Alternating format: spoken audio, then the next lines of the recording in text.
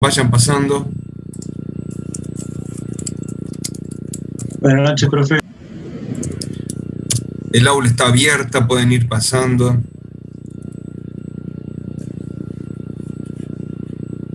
¿Qué cuentan? ¿Cómo va?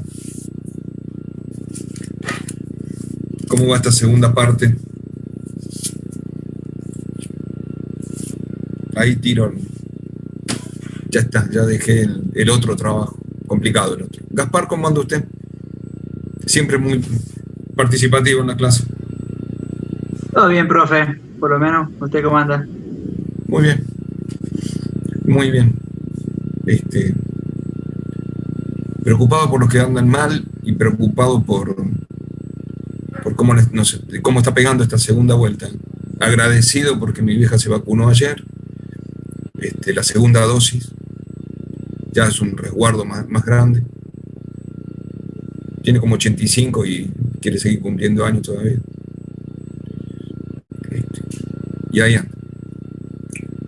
¿Ustedes cómo la llevan? Digo, cuídense porque esta segunda vuelta está viniendo fuerte para los pibes, ¿no? Yo lo mismo le digo a mis hijos de 25 años, los dos, y que andan dando vueltas por ahí. Bueno, el que estudia arquitectura no tanto, está todo el día metido acá en la pieza y estudiando y mucho y sale de vez en cuando. Pero el otro que tiene que trabajar en la calle y en las obras siempre digo que se cuide porque si bien él tuvo el año pasado, ya se le fueron todas esas defensas. Y no tiene vacuna y está con mucha gente siempre.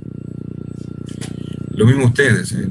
Así que tienen que cuidarse. Bueno, ya somos 48, 20:46. Yo les cuento la idea de la clase de hoy. Programé algo para 1:35 y tranqui. Si quieren hacer algunas preguntas sobre el proyecto, podemos verlo. Si no, la tiramos para revisar separándonos por grupo para el día, ya que es más tarde, lo vemos el día jueves, más tranqui, todo grupo por grupo, sin hacer teoría el jueves. Y hoy vemos un poco de teoría que tenía intenciones de trabajar en eso. Así que ya sigue entrando gente. ¿Cómo van buscando datos, viendo información, viendo algunas cuestiones de esas? ¿Qué les parecen? Cuando yo les tiro así alguna idea, por ejemplo, ahora venía con una idea, ¿no? Digo, mientras va entrando la gente, yo voy a poner una nota que sacó Infobae. No por leer Infobae, porque Infobae también hay que empezar a seleccionar, ¿no? Infobae, uva, inflación. Con respecto a eso, ¿no? Y sacó una nota que la peor inflación de los últimos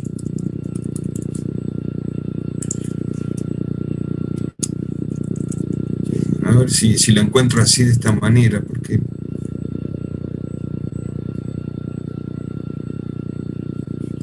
vamos a quitarle la palabra uva, que se está complicando viendo uva. La Argentina sufre la inflación más grande, esa nota, de hace 2 días, 15 de junio. No, está bien. La Argentina, cuando yo le tiro esto de los países emergentes, bueno, veamos un poco de publicidad también. Cuando yo le tiro esto de los países emergentes, o de los países fronterizos, o de los países en vías de desarrollo o desarrollados, ¿leen algo ustedes? ¿Ves? Del 12 de junio la nota. Ese día la leía yo. La Argentina sufre la inflación más grande y persistente en la historia de la humanidad.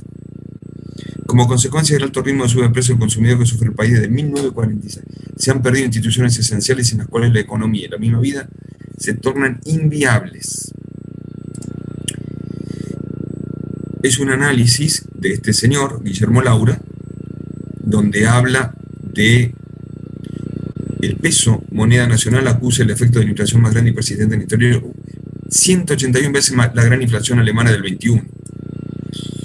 El nivel de precios dice que, bueno, eso dice en Argentina 816 billones aumentó un peso, desde el 46 hasta el presente. Hay dos funciones, eso es estadística, no sirve. Ello invalida dos funciones esenciales de la moneda: ser una unidad de medida confiable y ser reserva de valor. Eso hacen los países que tienen moneda, una unidad de medida confiable y una reserva de valor. Queda limitada a un tercer instrumento, una tercera función de la moneda: ser instrumento de cambio. O sea, tengo plata, la cambio por un valor, por un bien. Ser valor de intercambio. Y habla, realmente está lindo como para leerlo, de los poderes del Estado, del Congreso de la Nación, hacer sellar moneda y fijar su valor, y de las extranjeras, como deber implícito del Estado. Y justo me gustaba porque Irving Fisher habla. Toman datos de Irving Fisher, que ya lo vamos a ver cuando hablamos de Bank, hay el equilibrio de dos curvas de Bank, la estudió Fisher. Lo hizo 53 años, fue presidente de la UF, de la Unidad de Fomento chileno, tal como lo hizo Chile hace 53 años. Ese link no era el que yo pensaba tocar. Bueno, está interesante como para pensar en términos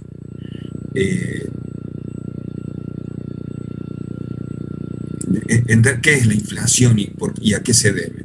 Bueno, nada, una cosa para que lean. Y a veces, no sé si leen o por ahí les gusta algún tema, como para verlo.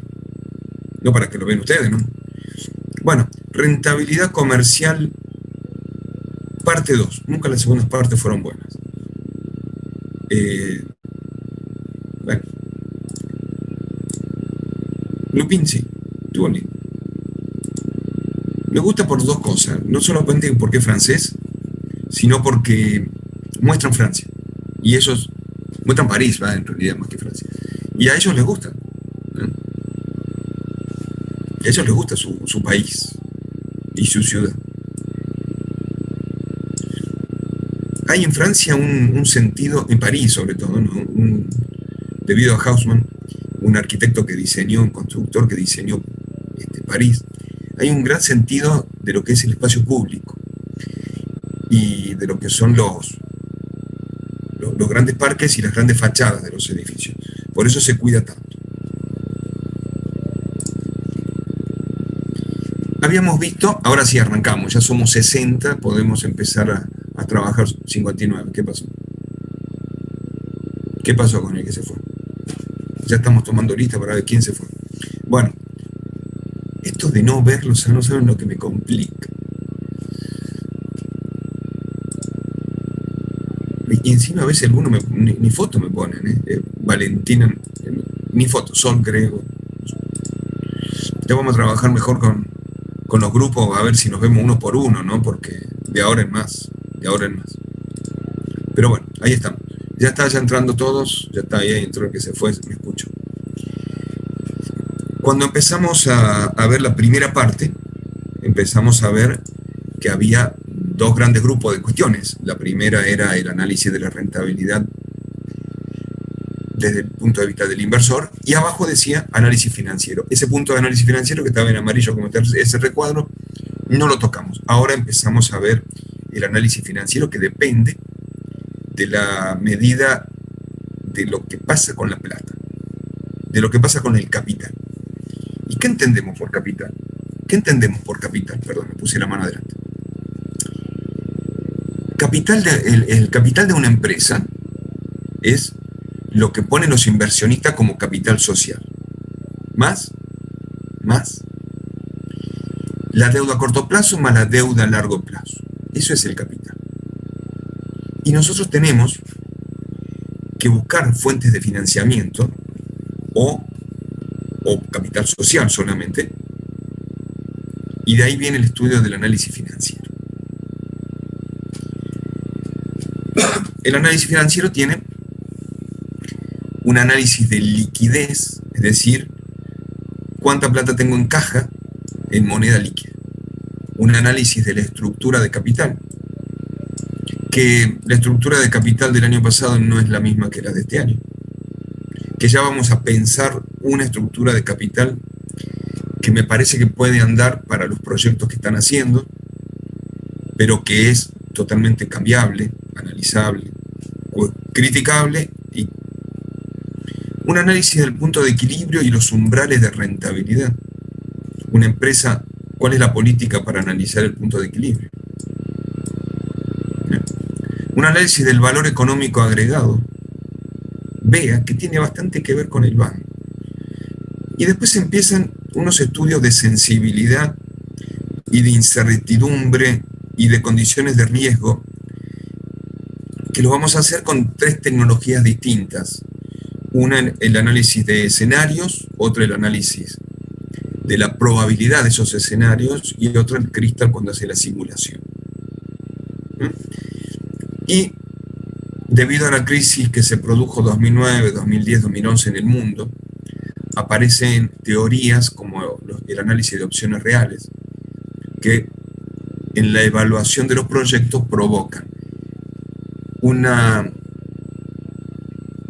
diferencia en el tiempo, una diferenciación en el tiempo, un diferimiento en el tiempo, un acortamiento de la vida útil del proyecto, un abandono del proyecto, y estudian distintas variables del mismo proyecto. Una contracción de la estructura del proyecto, y todo eso se estudia a través de estadística y probabilidad, esa mezcla del análisis que nos da mayores herramientas para poder mirar la estructura de las variables, que de hecho la estructura de las variables se estudia en el estudio de sensibilidad.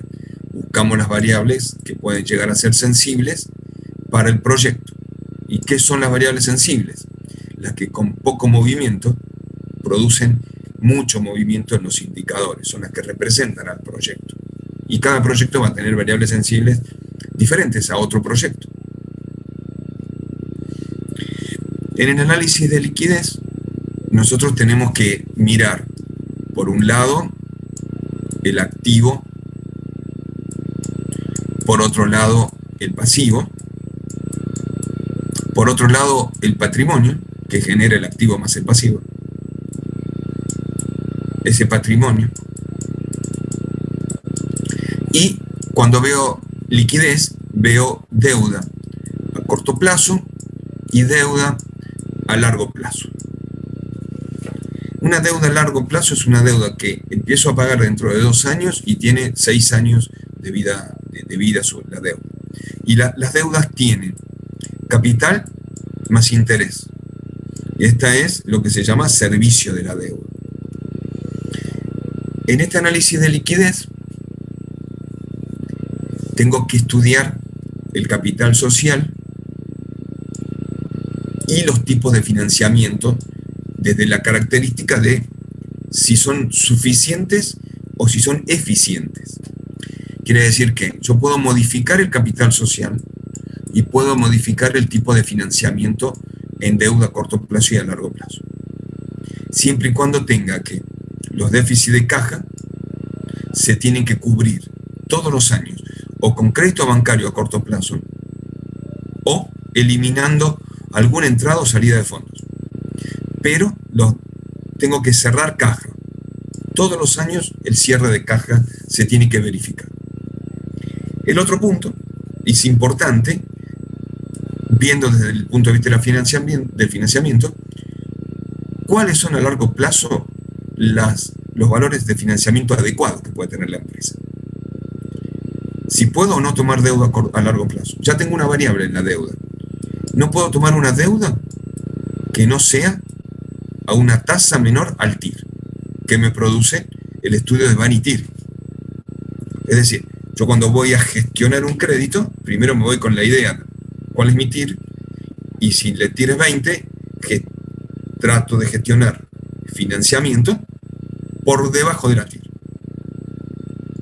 Porque sé que la TIR va a ser la última tasa que va a producir un pago de capital e intereses de mi deuda con liquidez genuina, no comiéndome capital y no comiéndome patrimonio de la empresa, que eso es el vaciamiento que dicen que se produce en la empresa. Lo otro que tengo que verificar cuando hago un análisis de liquidez, y no hay que estudiar mucha economía ni saber grandes valores económicos, sino mirar estas 4 o 5 variables que nosotros estamos poniendo desde la economía, aplicadas a lo que son los estudios de rentabilidad de la evaluación de los proyectos. No vamos a ser licenciados en economía, no. Vamos a ser ingenieros que analizan proyectos. Por lo tanto, cuando hablamos de capital social, de financiamiento, de déficit de caja, que son las palabritas que hoy estamos analizando en esta primera placa, vemos también que el inversor me va a pedir dividendos. Entonces, lo que yo tengo que verificar en este análisis es que realmente pueda pagarlos con recursos genuinos del proyecto y no con créditos, porque de hecho a veces confundimos y tenemos mucha liquidez en los primeros años y en realidad es liquidez de crédito y no liquidez, o sea, no tenemos moneda corriente en la caja, sino tenemos moneda de crédito, y crédito, si yo saco crédito para pagar al inversionista no me sirve. Entonces realmente los dividendos y la renta que le pago a los accionistas o a los capitalistas o a los inversionistas tiene que ser con recursos genuinos. Estos indicadores van a ser de este estilo. El primer índice es el índice de liquidez corriente. Habla de plata. Habla de 2 valores, activo corriente sobre pasivo corriente. Este valor es un número. Ese número, si es mayor a 2,5, el proyecto se dice que tiene una liquidez desahogada. Si está entre 1,5 y 2,5, es equilibrada. Nosotros buscamos proyectos que tengan estas 2 características, o desahogado totalmente, o al menos equilibrado. Cuando los proyectos tienen indicadores de liquidez corriente entre 0,8 y 1,50, ya empezamos a ver que la liquidez del proyecto es comprometida.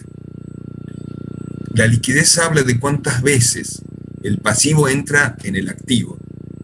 Entonces yo quiero tener mucho activo para que el pasivo entre 2,5 veces mínimo. 2 veces. Entonces tengo una liquidez desahogada o equilibrada. Es decir, tengo el doble de activo que de pasivo.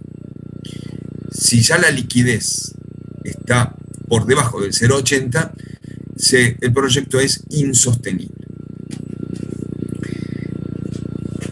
Cuando analizamos los proyectos, nosotros vamos a analizarlo con las condiciones que tiene el proyecto, y si el proyecto me da condiciones insostenibles, de índice de liquidez corriente menores a 0,80, vamos a reestudiarlo al proyecto, sin borrar ese dato. Este indicador me dio 0,7. Perfecto, estamos en el horno, es insostenible. Dejamos el dato, ponemos abajo, es insostenible, hacemos un cálculo de reingeniería. ¿Qué volvemos a buscar? Vamos a estudiar en el financiamiento del proyecto, o en la estructura de capital, o en el activo y el pasivo, en la caja, en los déficits de caja, en la deuda a corto plazo, a largo plazo. ¿Qué valores voy a modificar yo para que el proyecto cambie esta condición de ser insostenible a empezar a ser sostenible? O al menos equilibrado o desahogado. Está clarito. Siempre hay que hacer una reingeniería de los índices. Es probable que me dé una condición desahogada, mayor a 2,5, pero que tenga amenazas. Entonces, si bien el proyecto tiene condiciones de liquidez desahogada, también vamos a hacer una reingeniería para buscar esas posibles amenazas de déficit de caja, de deuda a corto plazo y a largo plazo, que van a condicionarme el proyecto en algún momento. Siempre se analizan, sea el factor positivo o negativo, lo analizo. No alcanza con tener un índice de liquidez si tengo bienes de cambio, si no tengo en cuenta los bienes de cambio. Y en realidad, el índice de liquidez seco no tiene en cuenta el año pasado tuvimos una historia con esto. El índice de liquidez seco no tiene en cuenta los bienes de cambio. Se los quito. ¿Ves? Al activo corriente le quito los bienes de cambio y lo divido por el pasivo corriente. Este valor, al ser un numerador que no tiene en cuenta valores de plata monetarias importantes, cuando llega a los 1,5 ya habla de una condición desahogada. Entre 1 y 1,50 la condición es equilibrada y por debajo del 0,80 es insostenible. Y acá volvemos a lo mismo. No buscamos proyectos insostenibles, buscamos condiciones de proyectos que mejoren la condición de insostenible. Entonces, otra vez volvemos a trabajar sobre los valores del activo y del pasivo, modificando los puntos importantes de alguna de esas dos para que este índice esté dentro de condiciones equilibradas o desahogadas. Y en qué condiciones o en qué variable me tengo que mover. El índice absoluto de liquidez, que no tiene en cuenta tampoco ni los bienes de cambio ni los créditos, habla de dos cosas: disponibilidades de plata e inversiones, sobre pasivos. Eliminé un montón de cosas. El activo le quito los bienes de cambio y me da un índice. Si al activo le quito los bienes de cambio y los créditos, me quedan las disponibilidades de capital puro, más las inversiones previstas para ese periodo. A ver, es fundamental la estrategia de trabajo en estos índices. Primero, se hace para años normales, dijimos. Años normales que se estén pagando dividendos, que se estén pagando intereses, que se estén pagando y que se hagan inversiones. Puede ser un año que tenga el 80% o el 100% de capacidad, pero más del 80% seguro. ¿Y cuál es la estrategia? Puedo tener varios años normales que cumplen esta condición. Lo haré para cada uno de los años. ¿Es indispensable? No, es para un año normal. Pero la estructura a veces de los proyectos tan ajustados en países como el nuestro, hablan de que el proyecto debería tener una mirada más amplia en los años que yo defino como normales. Este índice de liquidez, como solamente considera la disponibilidad de divisas de mi proyecto, cuando ya es mayor de 1,20 ya le hablo desahogado. Si yo considero todo el activo corriente, era 2,5. Si al activo corriente le quito los bienes de cambio, bajaba a 2. No, a 1,50. 1,50. La condición desahogada. Si encima le sigo quitando y solo me quedan las disponibilidades monetarias y las inversiones, es desahogado cuando tiene 1,20. La condición es desahogada cuando este índice me da 1,20. ¿Quién pone estos indicadores? La experiencia de los proyectos primero, y después la ONUDI, los organismos internacionales hablan de esta evaluación en estos términos, con estos límites, entre 1 y 1,20, equilibrado, entre 0,80 y 1, comprometido el proyecto, y por debajo del 0,80, como todos los proyectos que hablo de plata sobre activos sobre pasivos, es insostenible. Misma condición. Si está en verde, veo cuáles son las amenazas y recalculo según amenazas.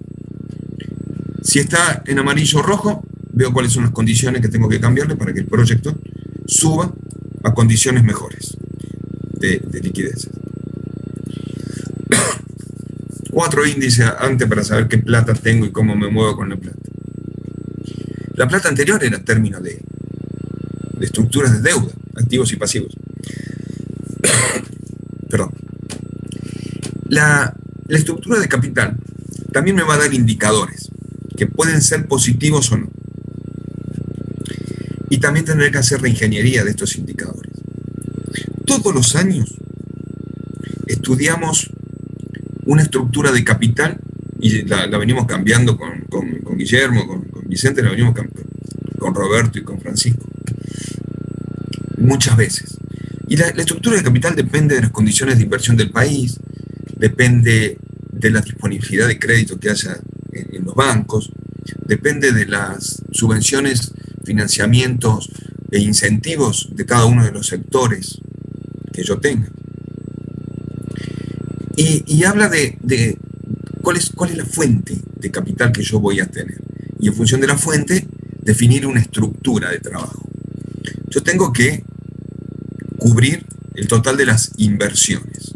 Las inversiones en activos fijos, las inversiones en capital de trabajo y las inversiones en bienes inmuebles, activos intangibles. Este tipo de inversiones, sobre todo la de capital de trabajo, hay crédito para eso. Hay crédito para comprar la tierra, hay crédito para hacer la obra civil, hay crédito para comprar los equipos, todos los activos.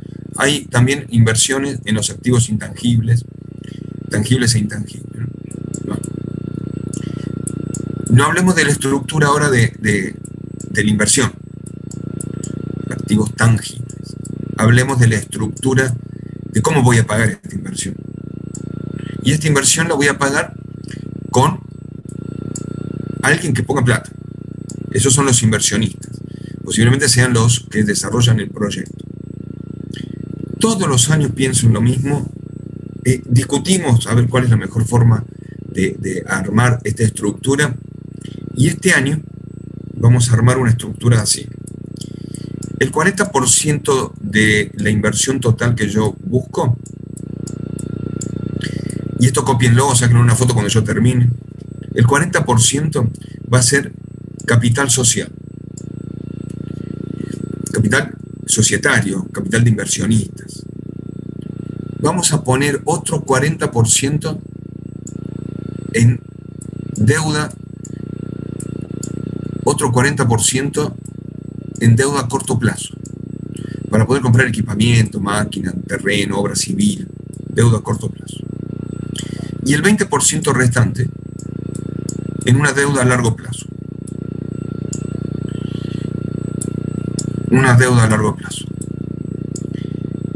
Esta estructura puede venir bien para todos los capitales que están manejando ustedes y los sectores que están manejando ustedes.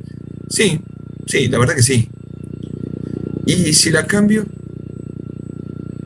bueno, no importa, hagan 50-50, 70-30. Busquemos cuál es la mejor opción para el sector. A mí me parece que primero plantear esta estructura de capital según la fuente de financiamiento que tengo, va bien. Ahora puede ser otra. Puede ser otra. No nos cerramos en esta estructura ni de casualidad. De hecho, a lo mejor el sector tiene más incentivos del Estado o incentivo de bancos, tiene más bonificaciones en distintas, tiene más créditos, bonificaciones de impuestos, bonificaciones de tasas, tiene más crédito, por lo tanto, lo voy a tener que tener en cuenta a la hora de armar mi estructura de capital. Bueno, ¿qué es el capital social? Capital social que dijimos que teníamos en 40%, el 30 o el 50%, la verdad que da lo mismo, estamos solamente analizando una estructura, que puede o no servir, que años atrás sirvió, este año puede servir, fue cambiando también.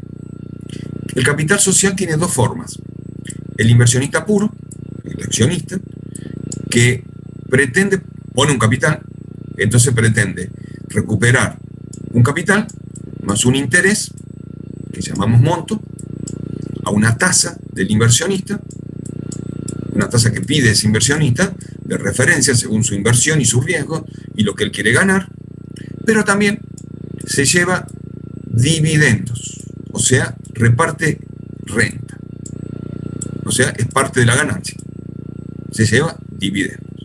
Otro grupo de inversionistas que lo vamos a llamar colaboradores, este colaborador y este inversor casi a veces es la misma persona. Alguien invierte 1 millón como inversionista y 1 millón como colaborador. El colaborador se lleva el capital más el interés que puso, requiere recuperar el capital en un cierto tiempo, a una tasa que pretende, que generalmente es menor que la del inversionista, ¿sí? Menor que la anterior, menor que esta tasa, pero es una tasa mayor que la del mercado de capitales, seguro, porque le conviene, pero no se lleva dividendos. Ahí viene la gran diferencia. No se lleva dividendos.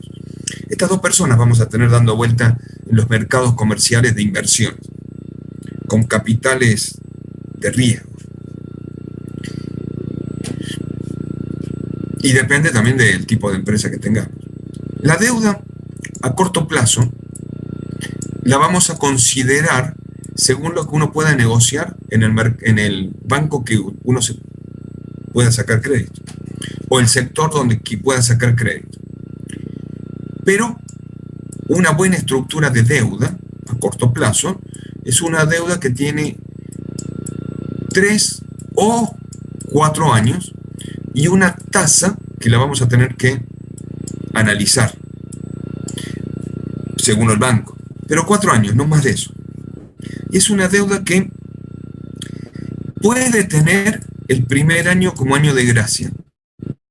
O sea, este año de gracia, y creo que en el otro curso no lo expliqué así. Eso siempre me pasa lo mismo. Un año de gracia, no te dan más que eso. El año de gracia puede ser de dos maneras distintas. No pago nada, ni capital ni interés, difícil hoy conseguir eso, o solo pago interés sobre el capital que tengo. Al año siguiente pago capital más el interés de lo que me queda. Al año siguiente lo mismo, y así, ¿no? ¿Se entiende, no? O puede ser, a eso se refiere con un año de gracia. Puede ser que solo pague interés, o que no pague nada. O que no pague nada.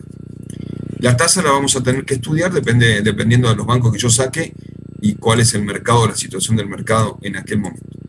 Una deuda a largo plazo va a ser una deuda que yo tome en el segundo periodo, no en el primero, en el segundo, y que dure 3, 4, 5, 6, a lo mejor hasta el periodo 8. A lo mejor, ¿sí? También puede tener un año de gracia, donde solamente pague intereses, o donde no paguen intereses ni capitales. 3, 4, 5, 6, 7, 8. Está bien. La tasa va a ser negociable. Como es más tiempo, a veces la tasa es menor. Y lo vamos a negociar. Esa va a ser la estructura de nuestro capital. Se escuchan ofertas que mejoren la estructura de capital. Condición antes de que saquen la foto que las inversiones sean iguales a la fuente de financiamiento. Sí o sí. Entonces el 100% de las inversiones es igual a toda esta fuente de financiamiento. Fuentes de financiamiento. Hay que empezar, y ¿por qué borro eso de las inversiones? No para que me quede el símbolo de la paz, que también está bueno, sino para poner la palabra inversiones de este lado, y acá estructura de capital. Ahí está. Inversiones igual a estructura de capital. Ahora sí sáquenle la foto. O la impresión de pantalla. Está bueno eso. Ahora, cuando yo hablo de la estructura de capital, tengo que poder medirlo de alguna manera. La fuente de financiamiento es esto que ven en la pantalla. ¿Cómo lo mido y cómo lo relaciono? Son estos indicadores. Buscamos, en este caso, bueno, esta es una relación deuda-capital propio. Préstamos a largo plazo sobre capital social. Buscamos que esta relación sea un número pequeño, porque quiere decir, si es un número pequeño, estoy poniendo mucho capital social y poco préstamo a largo plazo. Pero puede ocurrir, y depende, por eso no tiene indicadores, esto no está relacionado. No puedo mirar un solo indicador, sino que tengo que mirarlos en el conjunto todo, para poder analizar después cómo es la estructura completa del capital. Por eso es que es tan modificable la estructura del capital. Otro indicador es el índice de endeudamiento total. Es el pasivo total sobre el activo. Fíjense que acá es diferente. Mientras antes hablábamos de activo corriente y pasivo corriente, ahora hablamos de pasivo total y activo total. Si este índice es menor que 0,30, significa que de pasivo tengo el 30% del activo. Es un proyecto de endeudamiento sólido. Si está entre 0,30 y 0,40, como lo que yo planteé, es un buen endeudamiento. Yo planteaba un 40% de deuda, ¿no? De pasivo. Y si está entre 0,40 y 0,50, es aceptable. Pero si ya el endeudamiento es mayor al 0,50, tengo la mitad de deuda que lo que tengo en activo, el endeudamiento es pesado. Entonces tengo que buscarle la manera de, y vuelvo a decir, los indicadores no se leen en un solo proyecto, sino que se vuelven a reestudiar en el conjunto. Otro buen indicador es mirar el índice de endeudamiento a corto plazo. Otra vez, pasivo corriente sobre activo total. El 30% de la deuda es sólida, y entre un 30 y el 40 es un buen endeudamiento, entre un 40 y un 50 es aceptable, y mayor a un 50 se dice que es pesado el proyecto. Entonces reestructuramos la deuda. No queremos que se vea afectado el inversionista con esto, porque habla de capital social y de activos. Entonces nos desligamos del inversionista y solamente ponemos utilidad operativa sobre intereses pagados. Intereses pagados, no tomados, sino los que pago. A veces no es lo mismo, ¿eh?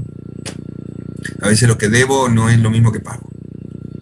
Esto me da un índice de efecto palanca y habla de cuántas veces los intereses pagados están dentro de la utilidad operativa que me va a reclamar los dividendos el inversor.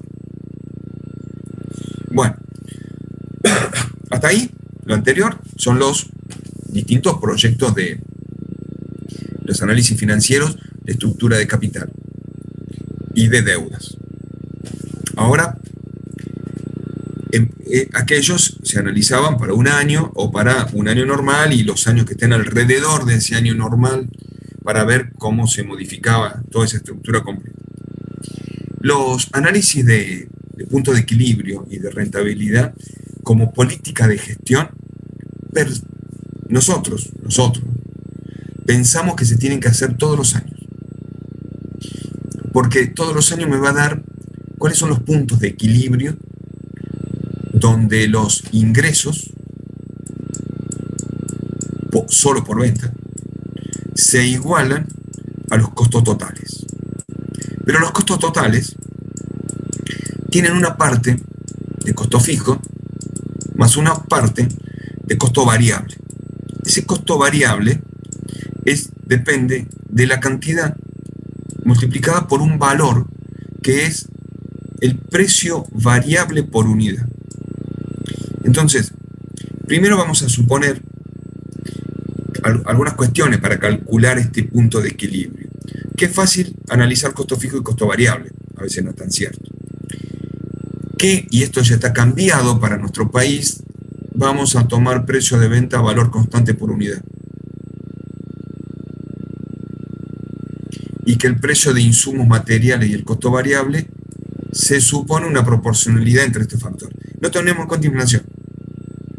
Para nada. La inflación la vamos a tener en cuenta en otro análisis.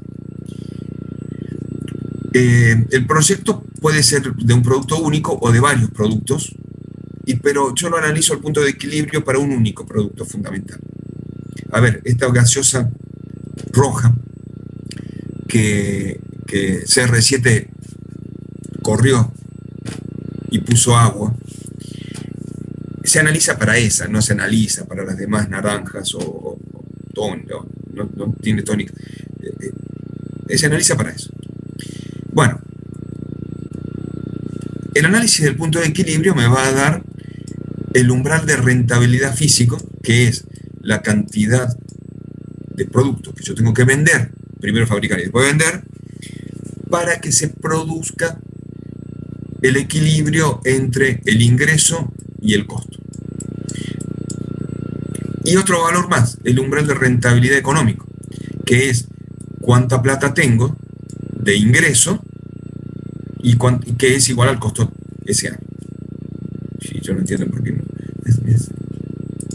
¿Qué pasó en el chat? Nada. Bien, vamos a ver cómo se calcula. En este gráfico tenemos los costos fijos. Pesos, unidades productivas en el eje de las X.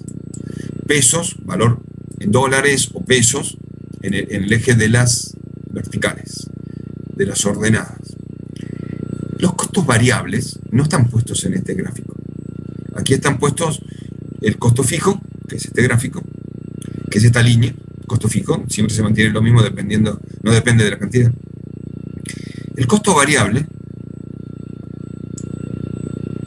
es esta curva, esta recta, paralela al costo total, tiene el mismo pendiente, con la diferencia de que el costo variable arranca de cero cuando no tengo producción ni venta, es cero el costo variable. Y el costo total es el costo fijo que siempre tengo más el costo variable. Costo fijo más costo variable. Ya lo borro esto. Y esta otra curva, esta otra recta que tengo hasta acá, se llama ingreso por venta. El ingreso por venta es cuánto vendo cada unidad. No sé qué hice ahí. ¿Qué pasa con mi cabeza? Pues no era un desigual que le quería poner. Era un igual. ¿Qué es el ingreso por venta?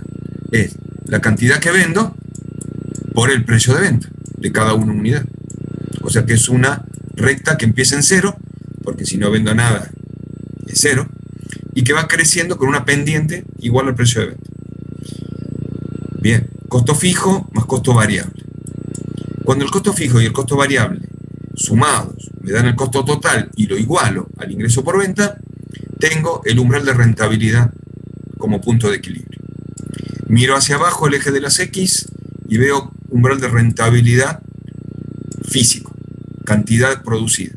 Miro hacia el eje de las Y y veo umbral de rentabilidad económica, cantidad de pesos que son iguales, o de dólares, unidad monetaria, que son iguales a el ingreso por venta y al costo. Un valor menor producido, como este valor Q sub 1, menor a lo que es el umbral de rentabilidad físico, produce este valor desde aquí hasta aquí, en la línea de los costos, produce este valor de costo. Y produce este valor desde aquí hasta aquí de ingreso. Por lo tanto, tengo ingresos menores que costos. Esto es pérdida. Y este es el valor, y pasa lo mismo para toda la cantidad producida por debajo del umbral de rentabilidad físico. Por eso me conviene saber año por año cuál es el umbral de rentabilidad físico, porque tengo bien identificados los costos fijos y variables y puedo saber cuándo estoy en condición de pérdida. Si esto fuese una línea recta, no la voy a borrar. Para una cantidad mayor producida que el umbral de rentabilidad físico, hacia este punto tengo el ingreso por venta. Y este punto de aquí tengo el costo. La diferencia entre ingreso y costo me da un valor que son las utilidades. Anterior a este ingreso tengo pérdida, posterior a la cantidad tengo utilidades. Buscamos siempre producir más y venderlos que el umbral de rentabilidad físico del punto de equilibrio. Buscamos condiciones de Q2, que tenga mayores ingresos por venta que costos. Como política de gestión se calcula para todos los años. Bien, vamos a otro indicador importante, otra herramienta de gestión, que es el VEA, valor económico agregado. El valor económico agregado, sí, con eso, sí, Gaspar, tal cual. La otra gaseosa lo va a tratar de contratar para que le suba los... Es increíble la imagen. A mí a veces me pasa lo mismo, ¿no? Yo me pongo determinada ropa y cuando salgo en Carlos Paz, esa marca crece sustancialmente. Bueno, no importa. Angelo Paolo es. Sí. ¿Por qué habremos salido tan fieros, no? Mira, de chico lo que la teníamos que remar, porque uno puede ser fiero, pero fiero y pobre ya es mucho, ya es too much. Bueno, dejémonos de hablar pavada. ¿Cómo andas, Guillermo? ¿No te va bien? Bien, bien. Me alegro. Che, cómo se reniega en la calle, ¿no? Qué poca plata que hay y que... Pero bueno, hay que seguir trabajando en estas condiciones. El valor económico agregado es un excelente indicador. Nació hace poco. Digo, en otras materias estudiamos criterios del 60, el valor económico agregado nació hace 10, 12 años. No como opciones reales que a lo mejor todavía están en estudio de tesis. El valor económico agregado ya es teoría aceptada. Yo tengo en una empresa una balanza. Si eso fuese recto, le pongo una balanza que se mueve y de este lado voy a poner las utilidades operativas después de impuestos, el WODI, EBITDA en inglés, el WODI. Y de este lado voy a poner lo que me cuesta hacer utilidades. Lo que me cuesta hacer utilidades, le vamos a poner el costo del capital. Lo que me cuesta hacer utilidades, el costo del capital. Yo, con un peso, ¿cuántos pesos hago? Tengo un peso, ¿y cuánto genero de utilidades? Y si la balanza, si el WODI es mayor, después le sacan foto, es mayor que el costo de capital, es mayor que el costo de capital, significa que tengo más de este lado de la balanza que de costo de capital. Me va a producir un VEA, valor económico agregado, la empresa genera valor, mayor que 0. Se dice que la empresa genera valor, es una empresa generadora de valor. Es lo que buscamos con una empresa que genere valor. Pero a veces, con el mismo costo de capital, igualo al costo al VEA. Utilizo un peso para generar un peso. 1.000.000 de pesos y genero 1.000.000 de pesos del otro lado. Esta empresa no construye ni destruye capital. Tiene un valor económico agregado, un VEA, igual a 0. Es indistinto, no me satisface ningún proyecto saber que estoy sacando la misma cantidad de plata que pongo. A veces una empresa le cuesta 2 pesos generar 1, porque la utilidad operativa es menor que el costo, y voy a poner una palabra acá, ponderado del capital, porque es todo el capital que yo estoy poniendo en juego, todo el capital. Entonces, esta empresa tiene un VEA menor que 0 y es una empresa destroyer, que destruye capital. Una empresa que destruye capital no me conviene, no la busco, no la uso, ni la tengo en cuenta, porque no genera utilidad, destruye capital. Por otro lado, y estoy analizando el VEA sin saber lo que es el VEA, por otro lado, como yo calculo los VEA todos los años, voy a tener un VEA para el año 1, un VEA para el año 2, un VEA para el año 3, un VEA para el año 4, y ese VEA lo voy a multiplicar por cada año por la tasa que me pide el inversionista y lo voy a retrotraer en cada uno de los periodos, actualizando los VEA. Voy a hacer una sumatoria como hago con el BAN, desde 0 hasta n periodos, y me va a dar un indicador nuevo que se llama MEVA, valor económico de mercado, que es la construcción de VEAs futuros actualizados en empresas que construyen valor económico agregado. Y eso está bueno, porque a lo largo de mi proyecto voy a ver qué construyo, qué cantidad de valor económico construyo, qué plata estoy generando con la empresa. De eso se trata este indicador. Y es muy importante porque me da el valor que yo voy a poder vender mi empresa. El valor que yo vendo mi empresa va a ser igual a lo que tengo en la empresa, lo voy a llamar patrimonio neto, más el valor económico de mercado generado por la empresa a lo largo de la vida útil de la empresa, del proyecto. Y me corregí, la vida útil del proyecto. La empresa puede continuar su vida. Más o menos bonificaciones o recargos. ¿Por qué? A ver, porque puede tener deuda la empresa, entonces yo compro una empresa con deuda y queda bonificada. O puede tener más plata y se la resto la deuda, ¿no? O puede tener que cobrar plata de ingreso por venta que no están cobrando y yo la compro hoy y sigo cobrando plata por unos meses, entonces le sumo valor a esa empresa. Pero en realidad la empresa, ¿cuánto vale? Patrimonio neto más producción de EVA futuros. Eso vale una empresa. Bien. Una indicación importante. ¿Qué le pasa a Gaspar? Hable. Una consulta de si esto es para un solo producto o para todos los de una empresa. No, yo dije que lo hacemos solamente para el producto rojo con 2 hielos. No, lo hacemos para el producto estrella. De ahí en más, después los demás se van como ponderando, proporcionando a este producto cuando tengo más de un producto en general, y nosotros lo vamos a hacer para un solo producto.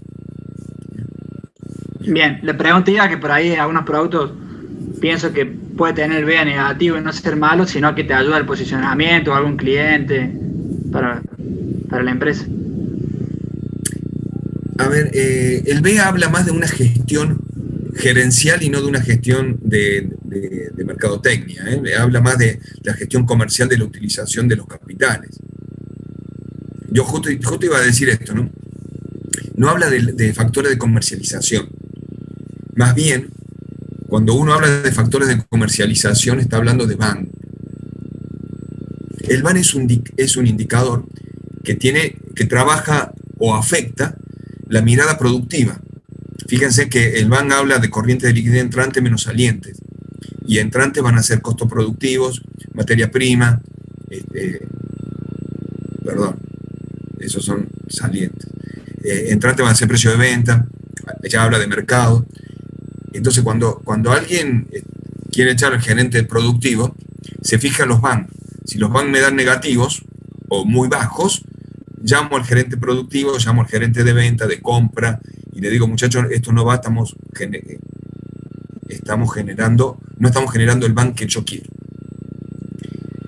Pero si alguien reparte pocas utilidades o hizo una mala gestión con los capitales propios, lo he hecho porque es el BEA el que me dice a mí que está destruyendo valor o que está generando poco valor a la empresa. Entonces, de eso se trata el BEA, de echar a la cúpula gerencial.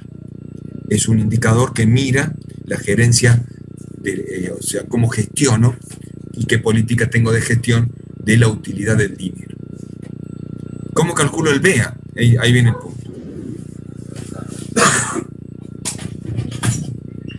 Lo que yo te puedo decir, Gaspar, que normalmente este indicador es muy utilizado en empresas grandes y trabajan, como decía Ricardo, en premiar y dar bonos o promover, vamos a decir, a los gerentes dándole bonos en función de los rendimientos que tuvieron. Sí, sí. Ricardo los echa, yo los premio. No, Ricardo no tiene piedad, ¿eh? Es que uno tiene que ver la parte negativa, la parte positiva que la vea otro. Nosotros somos ingenieros de riesgo, trabajamos sobre lo negativo. Claro, es cierto eso. Está bien, alguna vez tengo que ver el vaso medio lleno. El BEA, dijimos que era una balanza entre el WODI y el costo total del capital utilizado, que está en dos partes el costo del capital utilizado. El capital utilizado y el costo promedio ponderado de ese capital. ¿Sí? Costo promedio ponderado del capital. El OADI en algún momento vimos cómo se calculaba y en realidad es lograr las utilidades netas y llegar y sumarle los intereses pagados. El WODI es utilidades netas más intereses pagados. Y utilidades netas salen de utilidades brutas menos utilidad bruta.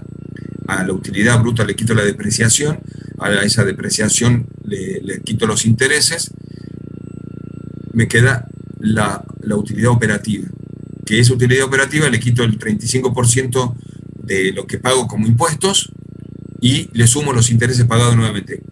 La utilidad quitada de impuestos es la utilidad neta. Bien, como capital utilizado tenemos el patrimonio que tiene la empresa más la deuda a largo plazo más la deuda a corto plazo. ¿Y qué es el costo promedio ponderado? Es el costo de capital, el CC, costo de capital, y acá hago una aclaración, en algunos libros el CC está como C asterisco, así que si lo ven igual es así, es una tasa, C asterisco, puede ser la tasa de utilidades distribuidas sobre patrimonio. Si yo tengo las utilidades distribuidas sobre el patrimonio, tengo lo que le cuesta el capital. O puede ser que ese CC es el costo que me pide el inversionista, el 20%, pueden ser las utilidades operativas sobre la inversión. Digo, invierto tanto, quiero ganar tanto, esa es la tasa, el CC, multiplicada por el patrimonio sobre el activo, más el costo promedio ponderado de la deuda, esta tasa, el CC es una tasa, el costo promedio ponderado de la deuda es otra tasa, en la relación de activo sobre pasivo, y multiplicado por 1 menos la tasa de impuestos, que todavía en Argentina la tenemos al 0,35, y esta tasa de impuestos es, ¿por qué le quito el impuesto? 1 menos 35 quiere decir sin impuestos, porque los pasivos no tienen impuestos, por lo tanto la deuda no lleva impuestos. Por eso también en las utilidades netas le quito los intereses anteriores, porque no quiero pagar sobre los intereses que yo pago, impuesto a las ganancias. Entonces, a la utilidad bruta le quito el interés para pagar solamente sobre la utilidad operativa, los impuestos. Bien, entonces con eso calculo el BEA. Y después, una vez que calculo el BEA, hago el análisis que hice anteriormente. ¿Genera valor? ¿No genera valor? ¿Destruye valor? ¿Es cero? ¿Cómo es la política de gestión de utilización de capitales? Esto ya lo habíamos visto, pero, perdón, voy a cerrar la puerta. Siempre a esta hora entran los gatos y salen, entonces tengo ese problema siempre. Fíjense que en la columna de la izquierda, vuelvo a la clase, ¿ya? Tengo los activos. ¿Y qué es el activo? El efectivo es activo, las cuentas por cobrar, el inventario en términos de materia prima, es cuentas de inventario. Otros activos corrientes que tenga por ahí me da el total de activos corrientes. Activos fijos tengo propiedad, planta, equipo, equipamiento, ahí sí tengo bastante. Y el total de activos fijos va a ser la suma de este valor más este valor que me da 2.350.000.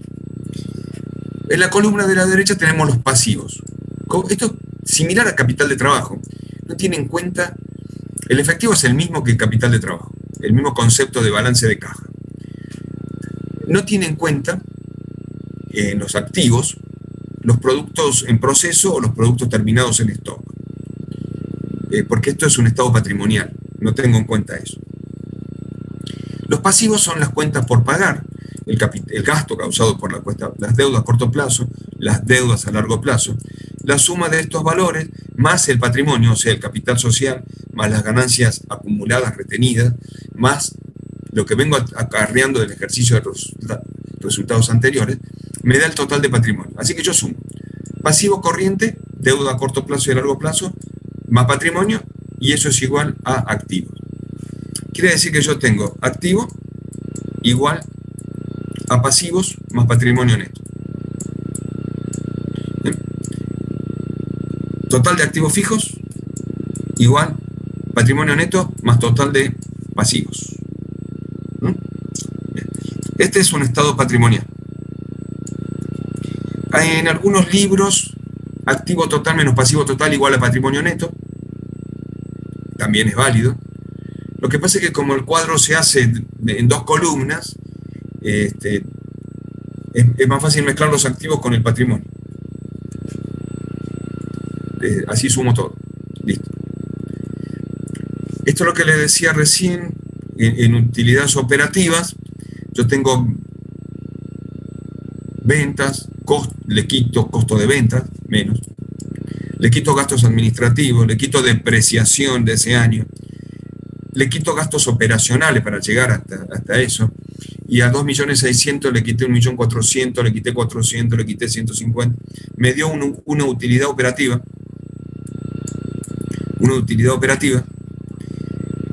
de 550.000, que le quito los intereses pagados y me da una utilidad operativa antes de impuestos de 350, que le quito el impuesto a las ganancias y me da la utilidad neta. Que esta utilidad neta le sumo los intereses, otra vez, estos 200.000, y me queda el UODI, utilidad operativa antes de impuestos, después de interés, después de impuestos, que es 427.500. Eso es el cálculo de la utilidad operativa. 200.000 más 227, 427.500. Este es mi UODI. El UODI lo puedo calcular para muchas cosas y después lo calculo para el BEA. Un balance, no importa, habla de lo mismo, habla de activos y pasivos, ¿no? Véanlo, estado de resultado, y me meto rápidamente a esto porque tengo la intención de hacer un ejercicio. Variables sensibles en un proyecto son las que por su magnitud o por su modificación modifican indicadores sustancialmente. Y los indicadores de la rentabilidad nacional y de la rentabilidad comercial, todos los indicadores. Ahora, ¿cómo se modifican esos indicadores? Depende de cada proyecto, primero, y después depende de cada estado de reglas jurídicas, de cada estado de reglas económicas y financieras que hacen el contexto sustentable para la inversión. Tengan en cuenta que hay un contexto que estamos buscando que sea amigable para la inversión. Ese contexto amigable va a ser un conjunto de normas jurídicas, financieras, económicas, que me van a determinar, junto con los indicadores, la posibilidad de la inversión. En general, variables sensibles tengo cantidad, precio de venta, y esto habla de mercado. Tengo mano de obra, y esto habla de valores intrínsecos al proyecto. Tengo materia prima, y tengo insumos, si los compro acá adentro, si los compro afuera. Es decir, y otros, no sé. Pero un juego de todas estas variables que suben o bajan en distinto porcentaje, que se mueven, subiendo o bajando en distinto porcentaje. Por ejemplo, si tengo mercados recesivos, la cantidad va a bajar.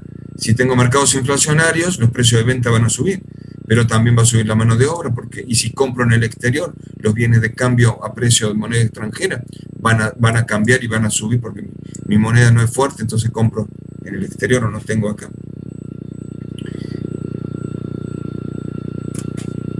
¿El análisis se hace monovariable o multivariable? Y se hace con el CRISTA, porque este análisis de sensibilidad merece análisis diferentes. Y esos análisis de sensibilidad me dicen cuál es la variación porcentual de una variable con respecto a lo que estoy estudiando. ¿Cuál es la variación porcentual en negativo o en positivo de ese movimiento? Con respecto a las variables, después calculamos los valores críticos, o sea, volvemos a recalcular todos los indicadores cuando hice esto. Y eso se hace en contextos de incertidumbre. ¿Qué ponemos como incertidumbre? Y esto ya está actualizado a este año. La inflación va a ser una de las modificaciones de incertidumbre. La modificación de tecnología, porque estamos viendo que las cantidades y las cantidades de tecnología pueden ir variando porque se están cerrando importaciones y nuevas tecnologías pueden modificarse y se van a modificar. En el año 6, para los proyectos, eso tomen nota, en el año 6, para cada uno de los proyectos, voy a tener en cuenta, y siempre se estima, cómo hago nuevas tecnologías, cómo modifico nuevas tecnologías o cómo modifico equipamiento. Si no tengo tecnologías nuevas, ¿cómo modifico equipamiento? A 6 años del proyecto tengo en cuenta esta modificación. Bueno, las inversiones necesarias también van a ser variables de contexto de incertidumbres,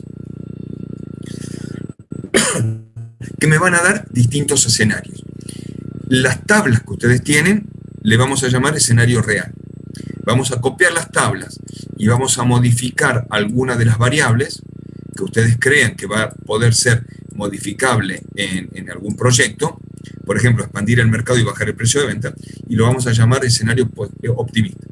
También vamos a tener un escenario pesimista, cuando la mano de obra tenga que crecer y el precio de venta disminuya, por ejemplo, interviniendo una o más variables iguales.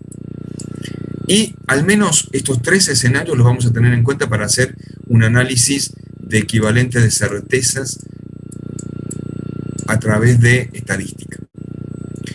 Si hago 5 escenarios y hago escenarios retractivos o escenarios en expansión de proyectos, mejor. No va a ser obligatorio, también lo tenemos que tener en cuenta. Pero sí vamos a estudiar escenarios. Los escenarios me van a dar distintos indicadores para cada escenario. Así que voy a calcular el BAN y el TIR en cada escenario, voy a calcular el BEA en cada escenario, y luego de esos análisis y otros indicadores que van a ser los indicadores que me van a modificar sustancialmente el proyecto o que lo van a definir.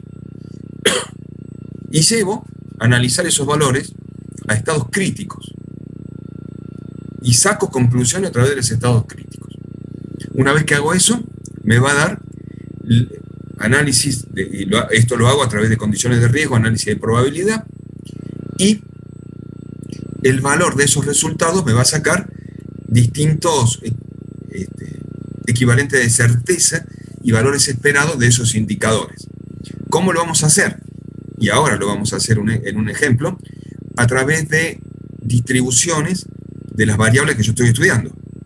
¿No? A través de pensar que las variables ahora se comportan como distribuciones y no van a ser iguales, triangulares, continuas, de Poisson, si la variable es continua, y lo lleva a valores estadísticos. Bien. Y luego vamos a ver cómo seleccionamos proyectos en función de algunos criterios. Ya lo vamos a ver. Pero hasta acá quiero ver hoy. Hasta ahí la teoría. ¿Por qué quiero ver hasta ahí la teoría? Porque me quiero meter en un ejemplo y estoy buscando el Crystal. Por suerte están viendo lo que tengo en la computadora. Vamos a ver el Crystal. Ayer me falló tuve que pedir otra clave de 15 días, así que vamos a ver hoy en qué anda esto. Intersección de Fisher, ahí tengo el cálculo que le decía de este economista. ¿Qué es la intersección de Fisher? Ya lo vamos a hacer. Bueno, arranqué con el Excel y cargué el Crystal, a ver si es cierto que carga, arrancó. Sobre esto voy a abrir un archivo y el archivo que quiero abrir va a estar en el escritorio, y en el escritorio busco un archivo que diga BAN, y este archivo que diga BAN va a ser el que vamos a trabajar. Cálculo de BAN, ahí vamos, ahí lo abrí. Bien, el BAN, habíamos dicho, y lo vamos a agrandar un poquito, hago este ejercicio y me voy. ¿Ven? Lo que gaste en este ejercicio. ¿Cómo van hasta acá? ¿Cómo la llevan? A ver, ¿cómo va? Va bien, llegando de poquito, bien. Y esto hay que masticarlo, por eso vamos tranqui. Ayer no sé por qué estaba medio acelerado, yo hoy estoy más cansado. Bueno, vamos tranqui. Miércoles y jueves, Guille, directamente revisamos práctico, no avancemos con la teoría. Revisamos práctico a ver si podemos ayudarlo. Si obviamente no hay nada, eso es lo que le decía a los chicos, ¿no?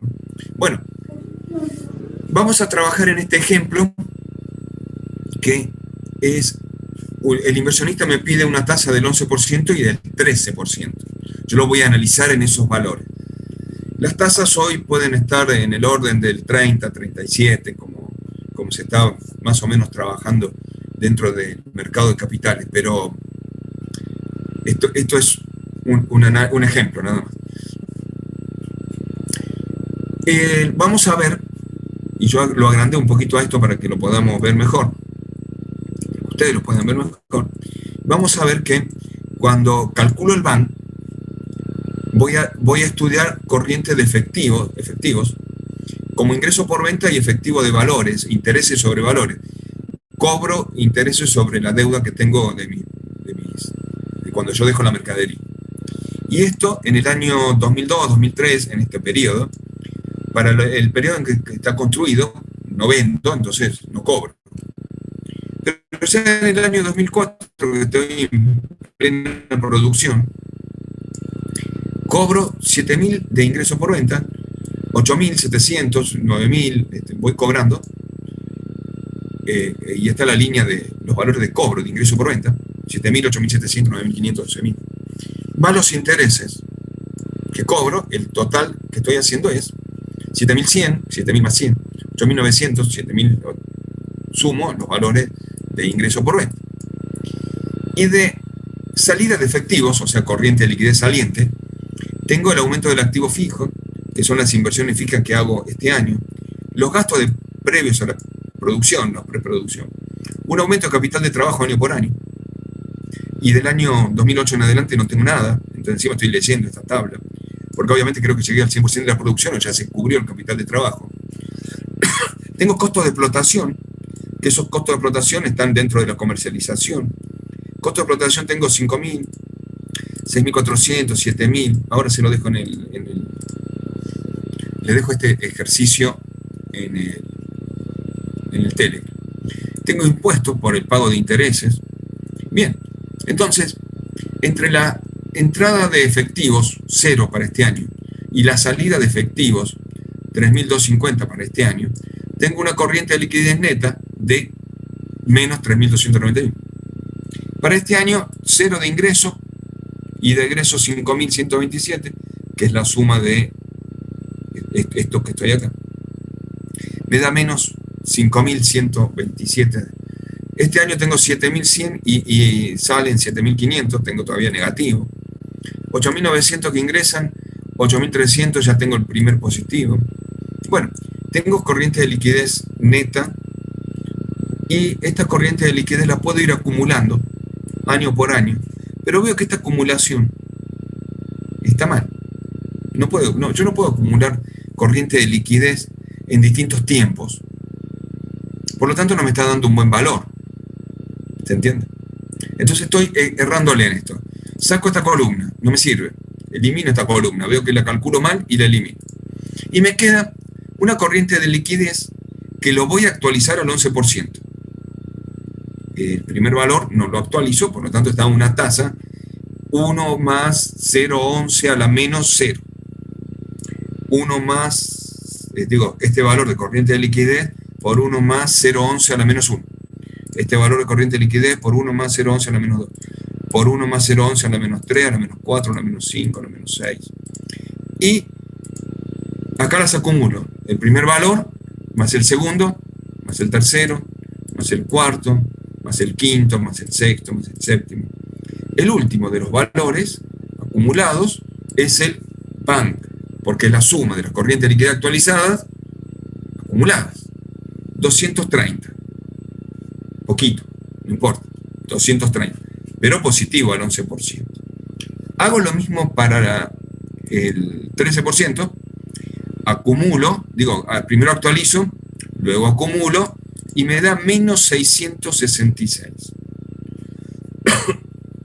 Negativo. Pero con 2 puntos de diferencia en tasas, de 230 positivos, pesos, cayó a 661. No solo es positivo, sino que tengo un margen de flexibilidad muy poquito.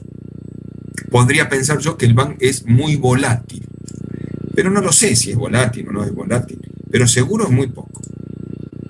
pero quiero estudiarlo más a conciencia esto. Por lo tanto, ahora le voy a hacer un análisis mucho más arbitrario. Voy a ver que el Crystal estudia simulaciones. Pego la pestaña del Crystal, tengo la banda que me despliega todo esto.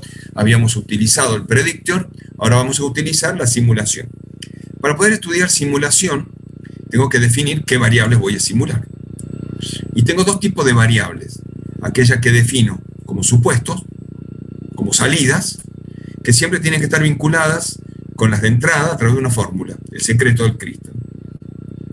Yo voy a pensar como variable de salida el bank al 11 y lo pongo, defino supuesto, defino salida y va lento y no sé qué está pasando, pero a esta celda le voy a llamar bank a 11% y le voy a poner una unidad de pesos.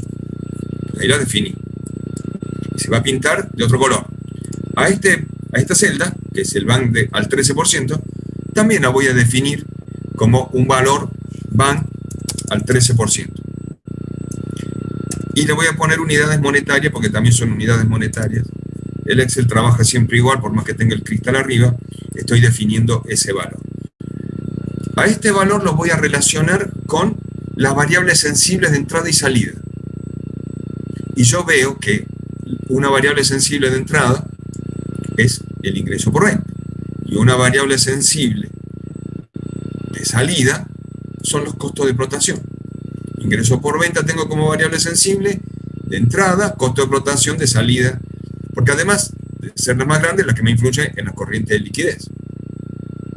A estas variables voy a pensar no que es un número, sino que ahora es una probabilidad de que existe este número. Y puede modificarse este ingreso por venta a lo largo del año y de los años, como un supuesto. Voy a definir cómo se movería esta variable. Bueno, se puede mover como una variable normal, triangular, uniforme, en realidad como un montón de variables que me maneja el Excel. Básico, normal, triangular, uniforme, o las que yo coloque aquí. La pongo como normal, a ver qué me dice. La distribución normal es una distribución que tiene como parámetro de definición, y ustedes lo saben, aunque veo la cara que están medio preguntando qué estamos haciendo, una media de 7000, que es el valor más probable, media, y un desvío de 700, que yo lo puedo modificar y el desvío mío puede ser 800, 1000, lo que yo vea. Se distribuyó y la curva se aplanó un poquito, ¿no? 700 o 1800 y la curva como que empezó a estirarse. No, vamos a dejarle un medio de 800. Acepto y ahora se pintó de verde esa celda. Ya no es más 7000. Ahora es una distribución normal que va de 7000 con un desvío de 800. Todos los valores que van entre 7000 más o menos con un desvío de 800. Entre esa celda se me transformó en un cubo de Rubio ahora. De ser una celdita estática, ahora tengo una dispersión. Tengo una variable estadística. Bueno, vamos rápido. Defino lo mismo como variable normal a este valor. Todas las voy a poner como variable normal. ¿Por qué? Porque yo veo que el comportamiento de venta es una variable normal de valores estándar. Puedo modificarlo, los valores, cuando yo esté haciendo mi Crystal, mi análisis de sensibilidad. Y todas las variables que quiero poner modificadas con la celda, ¿no? Yo creo que estamos con 5, 6 de estos valores, así no consumo más tiempo. Pero a todas les dije que va a ser una distribución normal de media 13.000 y de desvío el 10% de eso, pero bueno, o puedo cambiarlo a eso, ¿no? Lo puedo ir modificando. Hasta acá, 6 datos ya me están dando a mí que, a ver, 1, 2, 3, 4, 5, 6, 7, 8 datos. 8 datos que, a ver, ahora se comportan como variables de distribución. A esta voy a suponer, fíjense que piqué al costado, entonces una distribución triangular. La distribución triangular tenía una característica: un valor mínimo, 4500, un máximo, 5400, y un valor más probable. por default tira 5.000. Yo voy a pensar que esto es 4.800 y como se me cambió la distribución y acepto eso. Puedo ir cambiándole los parámetros a cada uno de estos. La distribución también puede ser, en vez de triangular, puede ser normal también, porque los costos de producción pueden ser de otra forma, según lo que yo estudie como distribución, y así el profe de estadística me decía la variable varía según, y ahí me decía que las cuestiones de ser humano variaba con una distribución normal, mientras que otras variables podían variar con otras modificaciones, o con otros perfiles, o con otros modos, con otros modelos matemáticos. Eso lo elijo, voy modificando según el gusto mío, o según lo que yo quiera representar también. 5, 6, 7 valores de cada uno para tirar un estudio. Pruebas que vamos a hacer, 1000, 1500, las que yo quiera. 1000, porque la máquina mía anda una barbaridad.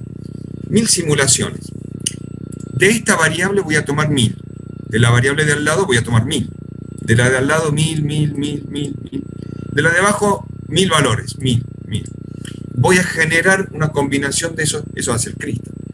Simular, modifico 1000 escenarios y hago las combinaciones posibles. Una vez que hice eso, genera la salida de datos en términos probabilísticos. Ahí lo hice, ahí está generando, van cambiando los datos, los valores, ya está, ya me tiró los valores que yo quiero de eso.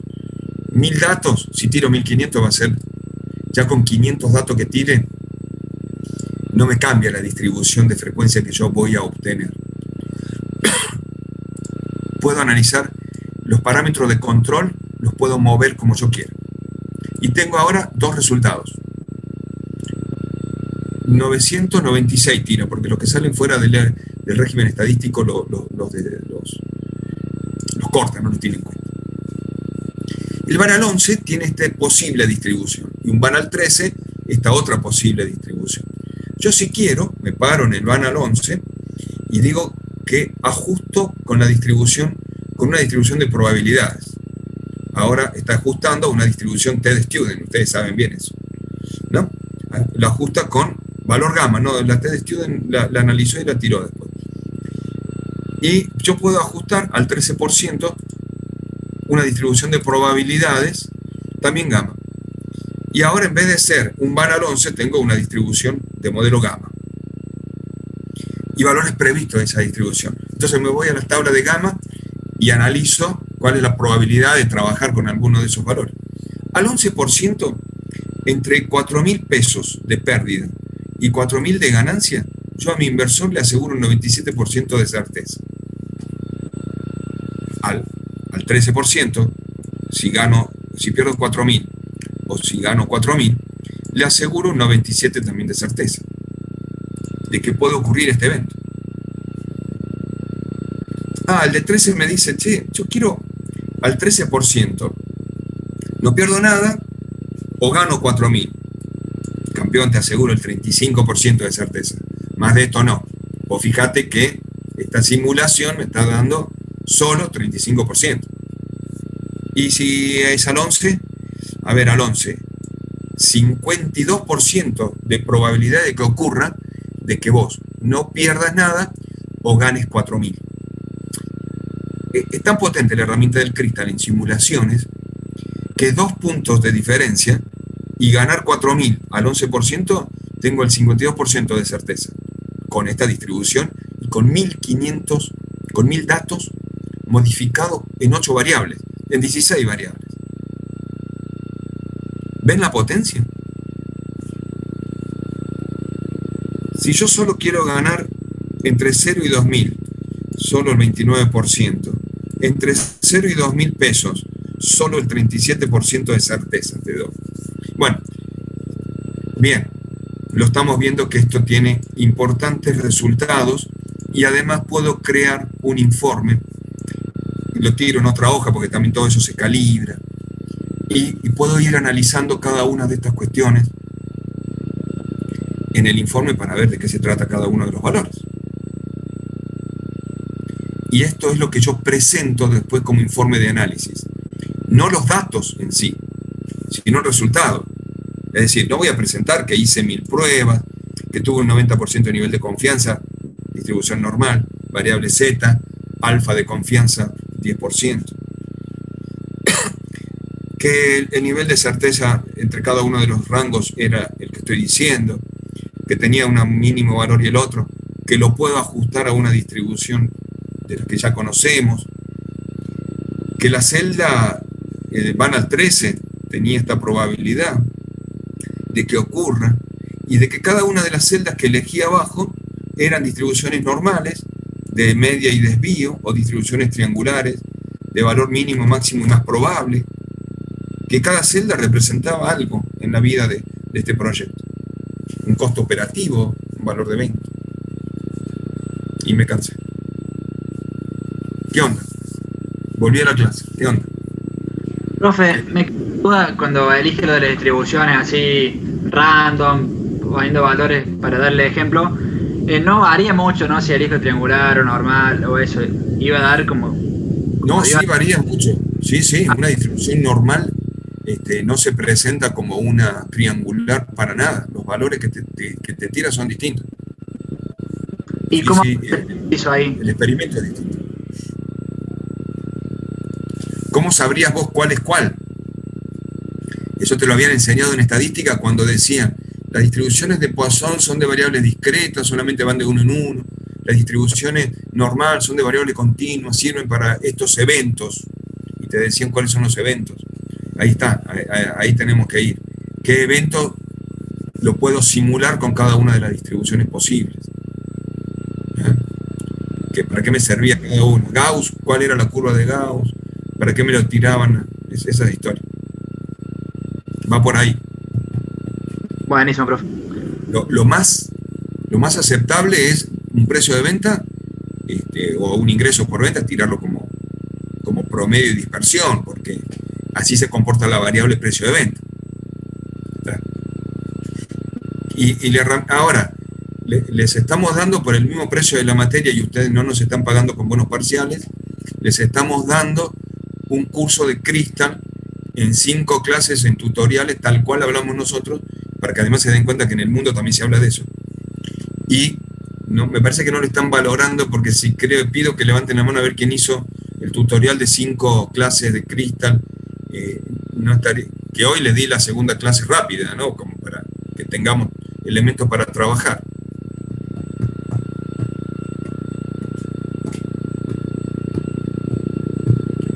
Ay, Dios, aprovechen los conocimientos.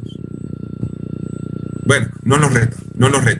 Está buena la clase, terminamos hasta acá, me parece. ¿Qué opinan? A ver, hablen. Yo sé lo que están pensando. Están pensando, ¿cuándo voy a tener tiempo para estudiar esto? Primer punto. Y todos después, estamos, ahí es junio, profe, quedan 2 semanas porque termine esto y estamos todos full. Yo en mi caso. Herba, ¿sabés una cosa? Yo te puedo contar. En el 90 yo estaba como vos y tenía más o menos los mismos profes. Conti, Fulvio Arias, que me daba análisis 3 y materias de industrial. Estaba como ustedes. Yo no me olvido de eso, porque en el 90 para mí fue hace poquito. Guillermo estaba más cerca de él. Pero no nos olvidamos nosotros de que estuvimos ahí, Estuvimos donde están sentados ustedes. Sin pandemia, eso sí. La única que contó 2 pandemias era mi vieja, así que es mi vieja. Ya se puso la segunda dosis ayer. Y sí, sigue contando años.